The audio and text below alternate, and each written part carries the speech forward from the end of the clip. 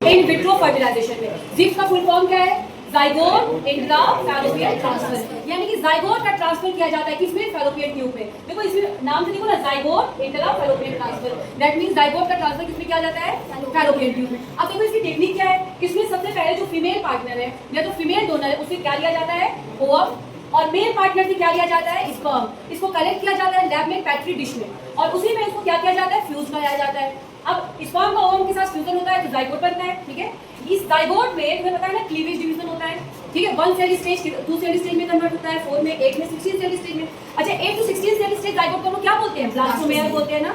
अच्छा देखो, अब ये जो एम्ब्रियो है जब 8 सेल स्टेज तक पहुंचती है, इस 8 सेल एम्ब्रियो को लैब से ट्रांसफर कर दिया जाता है फीमेल के फैलोपियन ट्यूब में। इसी को हम लोग बोलते हैं जाइगोट इंट्राफैलोपियन ट्रांसफर। अगर जाइगोट के बाद जो एम्ब्रियो बना है वो 8 सेल स्टेज में हम फैलोपियन ट्यूब में ट्रांसफर करते हैं तो वो कहलाता है जिप। लेकिन अगर ये एम्ब्रियो 8 सेल स्टेज से ज्यादा हो गई, लाइक 16 सेल हो गई, तब उसको फैलोपियन ट्यूब में ट्रांसफर नहीं करते क्योंकि फैलोपियन ट्यूब बहुत नैरो होता है। तब उसको ट्रांसफर किया जाता है यूट्रस में। देखो मैंने लिखा है ना, if more than 8 cell stage embryo form then it is transferred into the uterus. और अब इसको हम लोग टर्म देते हैं इंट्रा यूटेरिन ट्रांसफर, जो तुम्हारे एनसीईआरटी में लिखा हुआ है IUT, इंट्रा यूटेरिन ट्रांसफर। यहाँ पे तुम्हें एक बहुत इंपॉर्टेंट चीज याद रखना है, वो क्या? कर लो बात, कर लो।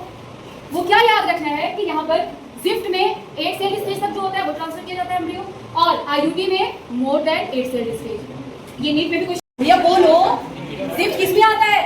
इन विट्रो फर्टिलाइजेशन में। उसी में नेक्स्ट क्या था? Intracytoplasmic sperm injection, that means sperm को डायरेक्टली इंजेक्ट कर दिया जाता है किसमें? ओवम में, ठीक है। वही इसमें मैंने लिखा है कि sperm is directly injected into the cytoplasm of ovum. ये कब किया जाता है? जब स्पर्म की मोटालिटी बहुत अच्छी नहीं होती है, जब स्पर्म ओवम में पेनिट्रेट करने के लायक नहीं होता है, तब इंजेक्शन के थ्रू स्पर्म को किसमें पेनिट्रेट कर दिया जाता है? ओवम में। इसी को कहा जाता है इंट्रासाइटोप्लाज्मिक स्पर्म इंजेक्शन। अब ये भी बॉडी के बाहर होता है, दैट मींस लैब में होता है, इसलिए इसको भी हम लोग क्या बोलते हैं? इन विट्रो फर्टिलाइजेशन, ठीक है। स्पर्म का अल्टीमेटली क्या हो जाएगा? फ्यूजन हो जाता है ओवम में, तो ये कहलाता है इन विट्रो फर्टिलाइजेशन, ठीक है।